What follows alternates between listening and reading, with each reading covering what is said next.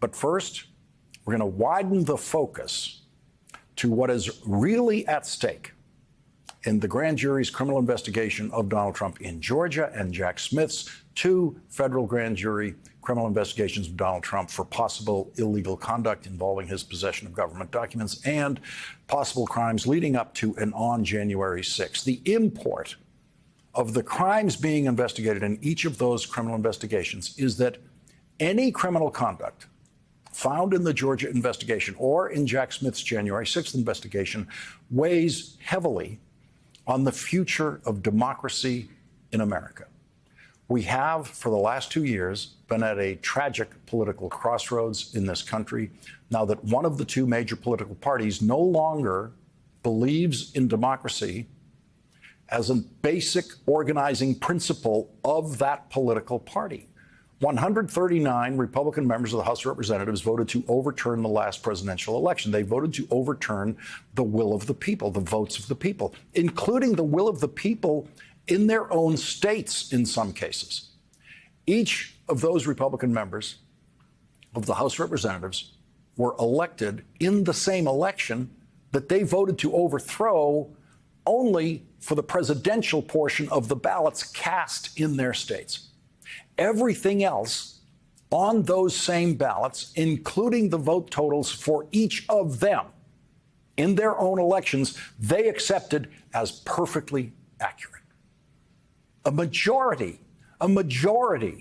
of the Republican members of the House of Representatives obliterated any personal attachment to democracy in voting to overthrow the presidential election, and they cast those votes after the Capitol was attacked on January 6th. They cast those votes against democracy after they were in hiding, while the supporters of the man they wanted to be president were attacking the Capitol for him.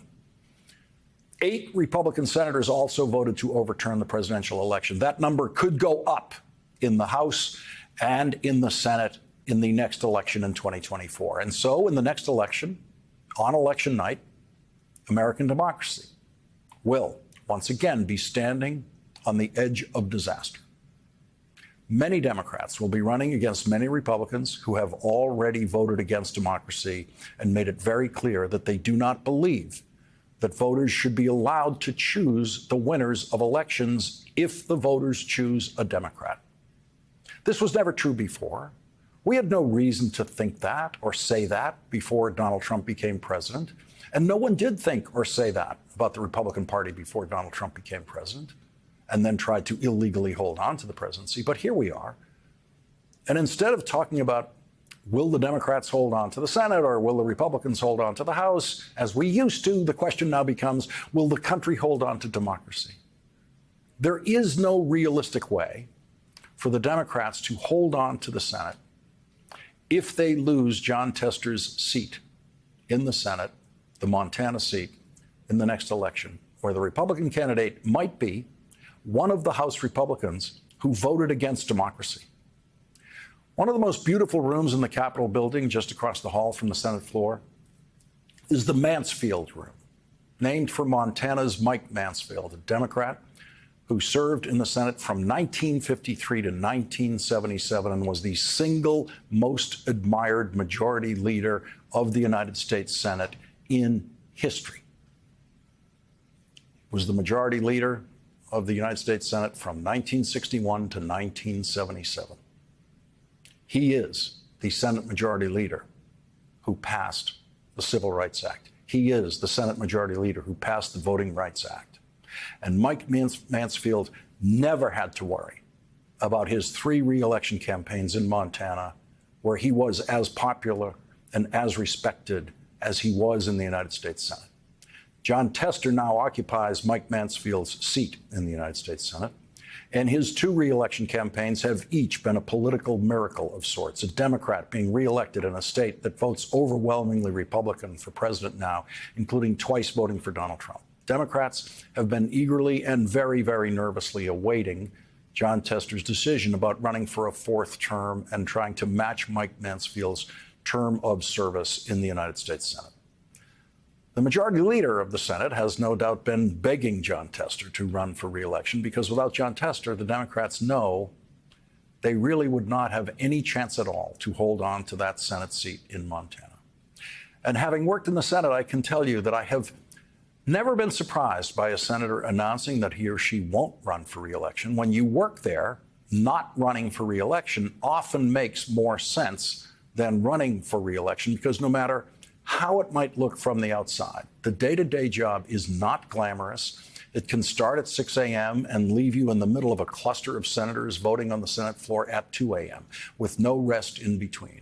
And the farther your state is from Washington, the more difficult the work is. And if you personally have to keep a family farm going that's been in your family for over 100 years in Montana while serving as a senator, as Jon Tester does, then your work is more difficult than any senator I have ever known or seen. In normal times, that is before democracy in America was threatened by one of our political parties, I suspect this is when Jon Tester would be telling us he's proud of the work he's done in the Senate, especially the important infrastructure bill that President Biden signed into law, and his work there will honorably come to an end 2 years from now. But as Eleanor Roosevelt said at the Democratic Convention in 1940, this is no ordinary time. Democratic senators' decision to run for re-election carries extra weight now, extra pressure.